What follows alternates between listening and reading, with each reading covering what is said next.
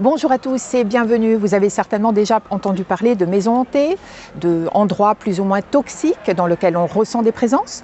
Aujourd'hui, je vais rencontrer et je vais vous présenter Elisabeth Corrévon qui travaille justement dans ce milieu. Ah bah tiens, justement la voilà.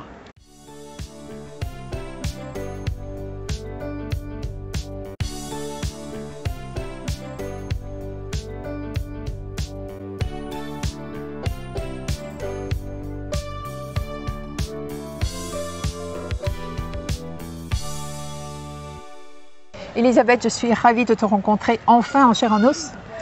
Après notre rencontre virtuelle, lorsque j'ai présenté ton premier ouvrage. Oui, tout à fait, l'année dernière. Ça a été un vrai plaisir de pouvoir nous retrouver ce moment-là. Et puis maintenant, enfin, en vrai. Alors, en vrai. Justement, donc j'avais présenté Guérisseur de l'invisible, oui, dans lequel tu te présentais, toi et ton activité, tes débuts. Donc pour les personnes qui ne te connaissent pas, je pourrais conseiller de lire ce premier livre. Oui.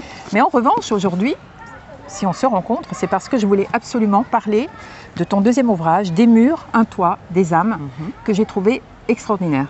Merci.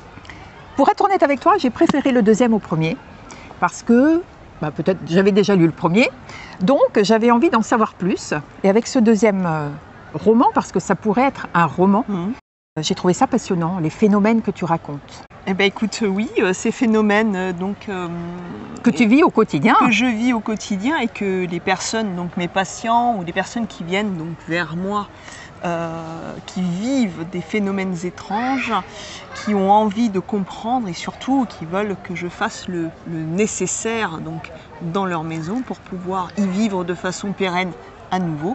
Donc me racontent toujours des choses extraordinaires. Et donc dans ce livre, ce que j'ai voulu faire, c'était mettre en avant leur expérience, des fragments de leur vie actuelle. Et puis ce que j'ai trouvé intéressant de faire, c'est également de me mettre en contact avec les âmes qui créent ces phénomènes actuellement pour comprendre ce qu'ils ont vécu dans les lieux et également apporter des fragments de leur vie, de l'histoire. C'est ça justement que j'ai trouvé passionnant parce qu'il y a deux grandes parties dans ton livre. Donc l'une dans laquelle tu racontes déjà une problématique, donc pourquoi la personne vient te voir, oui, quels sont les symptômes, je dirais, de la maison, des murs, du lieu qui posent problème. Tu analyses la situation avec tes dons et des outils. Et ensuite, donc, tu as cette chance de pouvoir retourner dans le passé, voir ce qui s'est passé et surtout, comme tu dis, nettoyer les lieux aujourd'hui, actuellement. Oui, tout à fait. Par rapport à ces retours dans le passé, qu'est-ce qui se passe? C'est que comme je rentre en contact, alors je ne fais pas ça à chaque fois que je fais une harmonisation des lieux. Là c'est particulier, c'est certaines harmonisations des lieux que j'ai faites par le passé et où je suis rentrée en contact avec les âmes qui ont posé de véritables problématiques. C'est pour ça que j'ai vraiment voulu en savoir davantage. Et puis, quand ces âmes se sont confiées à moi de façon différente, parce qu'encore une fois, ça n'est pas forcément fluide. Parfois, c'est fractionné, c'est vraiment défragmenté, ça peut prendre plusieurs jours, et après, il faut rassembler tout ça. Et c'est pourquoi j'ai tenu à raconter leur expérience, leur vie, à travers des nouvelles. C'est pourquoi on a l'impression que ça se lit un peu comme un roman. Exactement. Voilà. Mais le fond, c'est vraiment leur expérience de vie et j'ai élaboré autour, j'ai tout tissé autour pour que les personnes comprennent que ces êtres-là ont un passé, ont vécu des choses extraordinaires et donc je voulais vraiment mettre ça en avant pour qu'on ne les oublie plus. Oui, d'ailleurs, c'est ça aussi que j'ai trouvé passionnant, ta façon de raconter l'histoire. Parce que ce sont des romans, des petites nouvelles à chaque fois différentes et qui ont une atmosphère à chaque fois différente. On passe d'une histoire d'amour, je pense évidemment à la peintre avec la petite voleuse. Exactement. La petite voleuse, à la Révolution, le couple.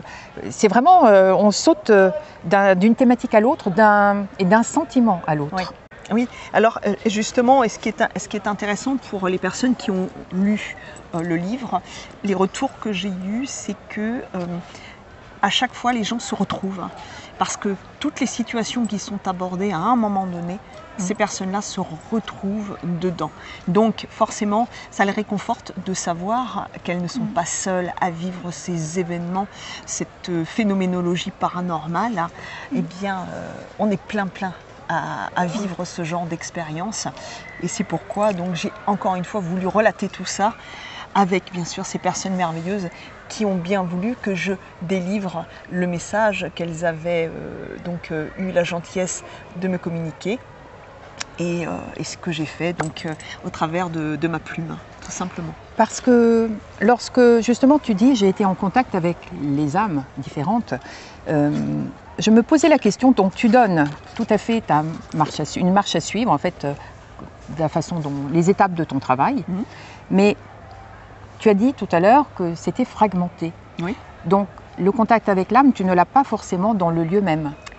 Alors c'est pas dans le lieu que je vais l'avoir parce que moi je ne travaille jamais sur place. D'accord. Je travaille à distance. Sur plan. Et à travers l'ensemble du globe, hein, puisque je travaille dans des pays différents. Je n'ai pas besoin d'être sur place pour tout ressentir et analyser. Et encore moins pour entrer en contact avec les âmes. Donc, qu'est-ce qui va être fragmenté ? Selon les âmes avec lesquelles je vais rentrer en contact, il y en a avec qui je vais pouvoir avoir une conversation totalement fluide, comme avec toi par exemple là maintenant, et puis d'autres ça ne va pas être possible parce que au niveau du schéma fréquentiel, ça va parasiter. C'est un petit peu comme sur quand si on recherche une radio, oui, une fréquence et que ça fait et parfois on a des bribes et c'est comme ça. Donc souvent c'est comme ça. Et puis après, il y a des choses magiques comme avec Gontran ou comme avec Guillaume, qui sont deux assassins bien sympathiques au bout du compte. Oui, avec le recul. Beaucoup de recul. Énormément de recul, avec lesquels j'ai pu avoir de vraies conversations. Et avec Marguerite, donc si on se réfère par exemple à la Révolution, avec le salon des tricoteuses, là on est sous la terreur. Et donc Guillaume et Marguerite sont les deux protagonistes de cette histoire et ce sont eux qui se manifestent aujourd'hui, enfin qui se manifestaient à l'époque où on a fait appel à mes services pour que je fasse le nécessaire. Après il y a Gontran aussi qui est un personnage assez glaçant. Hein. Donc voilà, et c'est ça qui est extraordinaire, c'est de pouvoir se dire que on rentre en contact, je rentre en contact avec ces êtres-là et on est un peu comme comme à l'époque du Moyen-Âge, quand on rentrait dans une église où on déposait les armes devant et on se retrouvait dans un endroit neutre. Et quand j'ai eu la possibilité de me communiquer à eux, c'est ce qui s'est passé. Il n'y a pas eu de choses malveillantes. C'était vraiment une discussion intéressante, un échange humain, incarné, désincarné, tout simplement. Et puis aussi une possibilité pour eux de s'éveiller. Parce que c'est ce qui se passe au bout du compte. Pas pour tous. Non. Parce que tes âmes, tu essayes de les faire monter, partir, les alléger. Oui. Mais il y en a qui s'obstinent et disent non, moi je reste. Ah oui, Mordicus, accroché. Je suis là et je ne veux certainement pas monter parce que là aussi, je suis dans le pouvoir. Et le pouvoir, c'est compliqué à lâcher. Et puis il y a ceux qui sont attachés aux biens terrestres, donc aux gens, aux lieux, aux objets. Il y a plein de choses qui se passent. Et puis il y a ceux qui sont aussi, qui ne supportent pas l'injustice. Il y a à un moment donné un règlement de compte avec un grand-père qui se manifeste et qui met au grand jour une mascarade. Donc ça, on rencontrera aussi cette histoire. C'est pourquoi on aborde dedans énormément de schémas de vie différents.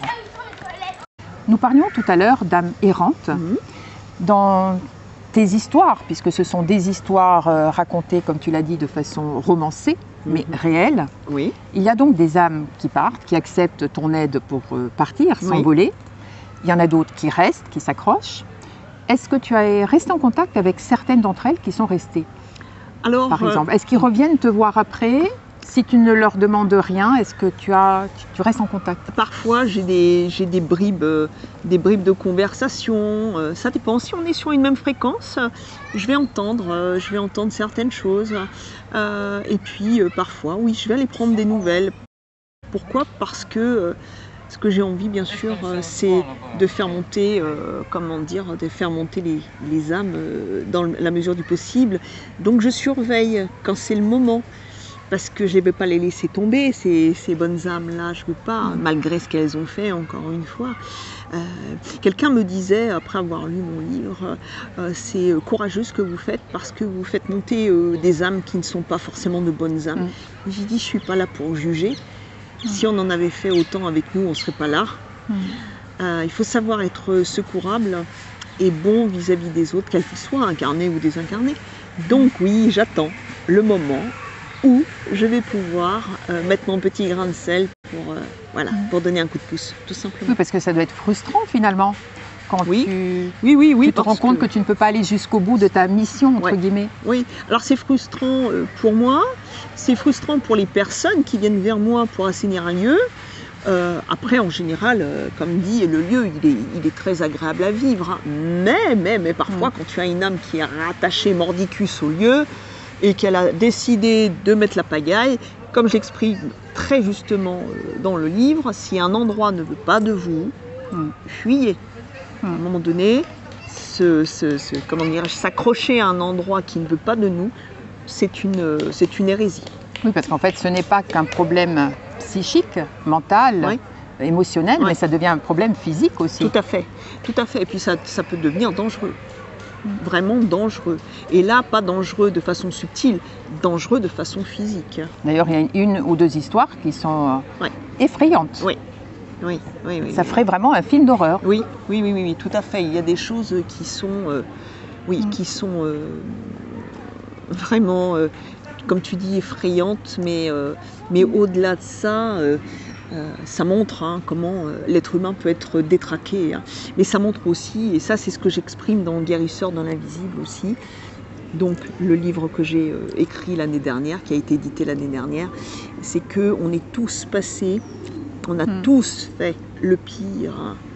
Donc ce qui se passe dans des murs, un toit, des âmes, ce n'est ni plus ni moins le reflet de ce que j'exprime dans le premier.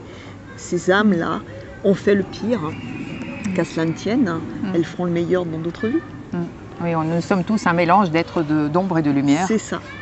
D'où la critique est très facile. C'est ça, tout à fait. Quand on se croit appartenir qu'à la lumière. C'est ça. Mais tu sais, ça c'est intéressant parce que moi j'ai beaucoup de personnes qui viennent vers moi et qui me disent oui, on m'a dit que j'avais des dons extraordinaires, que j'étais un être de lumière. Et c'est des personnes qui ont, alors qu'elles sont... Et il y en a beaucoup en ce moment.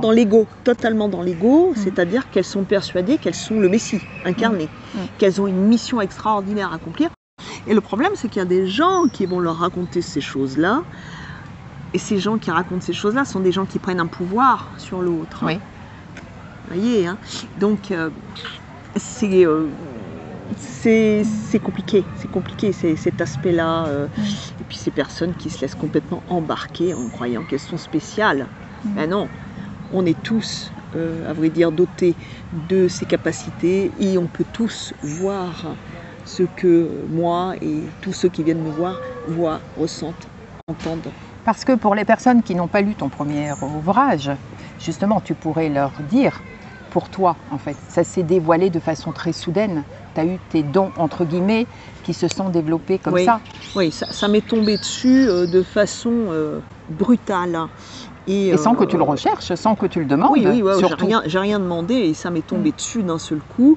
Et donc, la première personne que j'ai fait passer, et c'est ce qui a tout déclenché, entre autres, hein, mais c'était mon but, c'était ma grand-mère, ma chère grand-mère Denise, et je l'ai fait passer.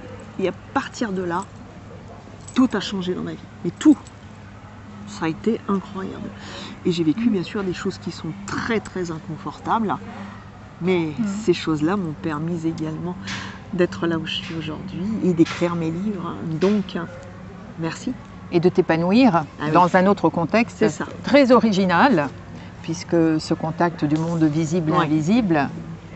Oui, oui, et puis surtout, on dit toujours que les voyages forment la jeunesse et ouvrent les personnes à aller vers les autres. Ça leur donne une autre dimension, une envie d'être plus dans l'harmonie avec les autres. C'est la même chose quand on s'ouvre au monde de l'invisible, parce qu'on rencontre des gens extraordinaires, malgré tout ce qu'on peut dire et tout ce qui a été vécu par ces âmes. Il y a des âmes merveilleuses que l'on rencontre. Et ça aussi, c'est riche. Avant de te poser une question très pratique et concrète, je voulais terminer sur ton livre. J'ai dit qu'il était en 2 parties. La première partie, tu racontes plein d'histoires réelles, sous forme de récits. Tu donnes une sorte de méthodologie, des étapes que tu utilises pour faire ton analyse. Oui. Et la deuxième partie, tu donnes finalement des outils. Tu dévoiles les outils que tu utilises, que ce soit le pendule, que ce soit analyser un lieu, C'est ça. la géobiologie. Donc tu donnes toutes des astuces, mais vraiment très détaillées. Je donne toutes les clés pour faire une véritable analyse professionnelle des lieux. Alors moi personnellement, je ne me sers plus du pendule depuis longtemps, je n'en ai plus besoin parce que quand je suis dans un lieu, je ressens tout à partir du moment où je me pose les questions. Je ressens tout, ça vient à moi. Mais pour les personnes qui ne sont pas encore dans ce ressenti-là, le pendule est absolument incontournable pour pouvoir travailler sur les échelles de valeur adiesthésique que j'ai mis donc dans le livre. Et en effet, il y a tout le schéma dans l'ordre pour apprendre à faire une analyse. Alors on est bien d'accord, on est dans l'analyse, pas dans l'harmonisation. Là, on va savoir exactement ce qui se passe dans le lieu, sur les terrains. On va savoir avant d'acheter un bien. On va savoir si on est confronté à des problèmes, pourquoi il y a ce genre de problème, à qui on a affaire. On va savoir énormément de choses. Et puis bien sûr au niveau de la géobiologie, parce que aussi c'est important de bien comprendre qu'au niveau géobiologique, il y a les forces telluriques de ce que nous amène la Terre. Il va y avoir également tout ce qui est fréquentiel, qui a été créé par la main de l'homme, qui va venir également perturber notre biochamp. Et entre la Terre qui émet des fréquences, les fréquences émises par la création de l'homme, notre propre biochamp à nous, tout interagit. Et là, on se retrouve avec forcément des éléments qui nous perturbent. Et bien sûr, je ne parle même pas des âmes en présence. Non, non. Et de la charge émotionnelle de la bâtisse. Et moi, je ne parle même pas de l'agence immobilière. Alors là, déjà que c'est compliqué. Qui va voir le futur acquéreur en train de faire ses petits calculs. Et oui, et oui, et oui. Et puis alors là, déjà que ces métiers est compliqué, mais alors là, ils mettent la clé sous le tapis. la clé terminée. Ils peuvent fermer. Alors tout à l'heure, j'avais une question. Je disais la petite question, à savoir, parmi toutes les histoires que tu as relatées ici, y en a-t-il une, bon, forcément elles sont toutes, puisque tu les as choisies, sélectionnées parmi beaucoup, donc tu y tiens tout, mais y en a-t-il une qui fait pencher ton cœur? Alors, il y en a plusieurs, parce qu'il y a de ces histoires effrayantes qui ou celle qui t'a le plus ému, on va dire. On va pas effrayer les personnes qui nous écoutent. Alors, hormis les bons que l'on peut faire dans l'histoire, moi, celle que j'adore, c'est cette histoire merveilleuse, cette histoire d'amour sur la péniche. La petite voleuse. La petite voleuse. Cette histoire d'amour, je la trouve magnifique. Et j'aime les belles histoires d'amour, j'aime les fins heureuses. Et bien sûr, alors je ne vais pas dévoiler, mais cette histoire d'amour improbable, elle est extraordinaire parce qu'elle passe le temps. Et elle passe les rives du temps, c'est ça. Et dans un endroit assez paradisiaque. Magique. C'est ça. C'est romantique, c'est doux, c'est beau. Et en plus, il faut quand même reconnaître que tu as une belle plume. Donc tu racontes cela, on se laisse emporter. C'est gentil, merci. C'est pourquoi je disais tout à l'heure que j'avais peut-être préféré ce livre parce qu'il y a plein d'histoires. Vraiment, c'est un roman, de petits romans. Voilà, dans lequel chaque fois l'atmosphère est différente et on se fait happer. Oui. Alors après, j'ai un grand maître de la nouvelle qui est Guy de Maupassant, qui a bercé ma jeunesse. Et le jour où j'ai voulu écrire ce livre, j'étais partagée entre faire un essai comme le premier, ou de retranscrire tout ce qu'on m'avait relaté sous forme de nouvelles. Et je me suis dit, allez, on va partir sur des nouvelles, parce que ce sont des petites nouvelles qui font 10 pages à chaque fois en moyenne. Ça se lit rapidement et il y a toute l'intensité qui est dedans. Et je me suis dit, ça c'est quand même une belle façon de rendre hommage aux vivants et aux morts. Donc pour moi, ça a été une belle aventure que d'écrire ce livre. Eh ben, c'est une très belle aventure que le lire aussi, également. D'ailleurs, c'est ça aussi que j'ai aimé dans ce livre, c'est cette construction, parce qu'il est très carré, bien construit. Donc il y a la problématique, ton analyse par rapport au passé, enfin présent, retour au passé, et enfin la solution, l'épilogue. Et puis, ce qu'il y a de bien, c'est que ce que j'ai voulu mettre aussi, c'est toujours un message d'espoir, en expliquant voilà ce qui est arrivé au bout du compte, avec les protagonistes, antagonistes, ça dépend où on se place. Et voilà ce qu'il est advenu de ces êtres-là. Et donc, encore une fois, la vie continue. De l'autre côté de la vie, ça continue, c'est puissant, c'est extraordinaire. Il y a de la joie, il y a de la peine, il y a de l'amour, il y a de la haine, il y a tout. C'est justement là où je voulais en arriver, en disant que finalement, la vie terrestre continue avec les mêmes sentiments, les mêmes émotions de l'autre côté. C'est la même chose. C'est la même chose. C'est pourquoi, encore une fois, incarné, désincarné, aucune différence. Donc pendant qu'on est incarné, on a intérêt à faire quand même un peu le ménage, d'assainir un peu pour que de l'autre côté... ce qu'il faut faire, c'est de notre vivant, c'est tout faire pour préparer notre mort. Wow, l'optimisme. Mais c'est ça, qui est merveilleux. Tout ce qu'on va faire de notre vivant de bon, c'est autant de chances que nous nous accordons à nous-mêmes pour passer de l'autre côté de façon lumineuse. Écoute, si on est accompagné par toi, ça ne peut pas mal se passer. Écoute, comme je disais, tu es très lumineuse. Je l'avais dit en vidéo à l'époque et je confirme. D'ailleurs, c'est ça aussi qui est étonnant, que toi, femme de lumière, lumineuse, souriante, pleine de vie et de joie de vivre, tu côtoies autre chose. Alors, et que ça ne t'éteigne pas, tu vois, c'est ça qui est bien. C'est toi qui vas éclairer peut-être de l'autre côté plutôt que l'inverse. Et c'est drôle ce que tu me dis, parce que tout à l'heure, j'étais sur un plateau et à un moment donné, la journaliste, elle me dit est-ce que je peux vous dire juste une petite chose? Je dis oui. Mais vous racontez des choses qui sont terribles, mais vous souriez tout le temps. Mais je dis oui. Pourquoi est-ce que je vais faire la tête? Moi, je suis quelqu'un de souriant toujours. Je ne vois pas pourquoi je vais faire semblant de faire la tête en racontant mon quotidien. Mon quotidien, il est heureux au bout du compte. Donc, tout va bien. J'aime vivre avec les morts et les vivants. Encore une fois, cette diversité, ça ouvre l'esprit.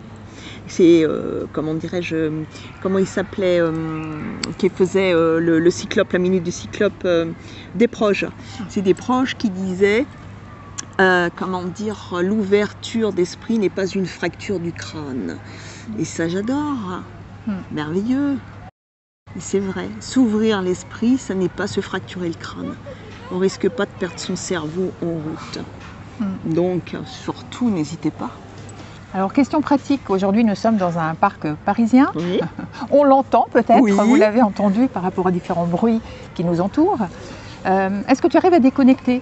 Est-ce que par exemple, en te promenant, parce que tu peux aussi avoir accès aux entités qui sont collées à certaines personnes, mais ça... Partout. Là, il y a 2 petites filles qui passent, je sais si elles sont passeuses ou non, si elles ont des entités sur elles, combien, de quel style. Waouh! Ah oui, je peux savoir. Il y a une femme enceinte qui passe, je saurais si son enfant est un passeur ou non. Donc tu ne t'arrêtes jamais? Si, je m'arrête à partir du moment où je décide de m'arrêter, parce que sinon ça serait infernal. Invivable. C'est pas possible. Mais par contre, parfois je me pose la question, quand je rencontre quelqu'un, j'ai envie de savoir quand même à qui j'ai affaire. C'est important. Ah, je suis flattée, alors si tu me vois 2 fois, c'est que ça va. C'est important, tu sais, l'ouverture du cœur, le cœur. Quand les gens ont le cœur fermé ou trop ouvert, c'est pas bon. L'harmonie, c'est ça qui est beau, c'est la verticalité. Mais c'est rare de rencontrer des personnes qui sont dans la verticalité. Et mais ça ne veut pas dire qu'il y a de belles choses, il n'y a pas de belles choses à faire avec. Hein. Mais, encore une fois, peut-être que c'est le plaisir de se dire, tiens, peut-être que je vais pouvoir les amener à retrouver cette verticalité ou à la trouver tout simplement parce qu'il y a beaucoup de personnes qui n'ont jamais su la trouver, cette verticalité. Pas encore, en tout cas. Alors le conseil que je pourrais donner pour trouver la fameuse verticalité serait peut-être de lire tout d'abord le premier livre que tu as écrit, Guérisseur de l'invisible. Oui. Si les personnes veulent en savoir plus, Des murs, un toit, des âmes, que j'ai trouvé vraiment passionnant, j'insiste. D'ailleurs, tu vas me le dédicacer. Oh, mais avec plaisir. J'y tiens.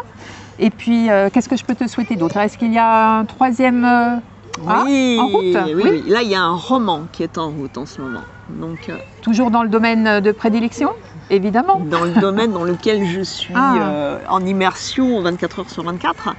Donc oui. Et puis, l'année prochaine, un nouvel essai pour Très Daniel. Ah, ce sont des scoops. Et le roman est issu de quelque chose de vrai. Tu mélanges un petit peu, tu romances comme tu as fait ici avec autant de succès. Si c'est ça, je le lis tout de suite. C'est un roman, donc un roman est forcément romancé. Et puis dans un roman, il y a toujours, même dans un essai, il y a toujours une part de soi. Ah, super. Bah, écoute, alors j'ai hâte de te revoir, j'ai hâte d'en parler à nouveau. Et puis j'ai été ravie de cet échange. Moi aussi. J'espère que vous avez aimé cette vidéo. En ce qui me concerne, je vous donne rendez-vous pour ma prochaine rencontre. Et je vous conseille donc de lire ces deux livres d'Elisabeth. À très bientôt. Au revoir.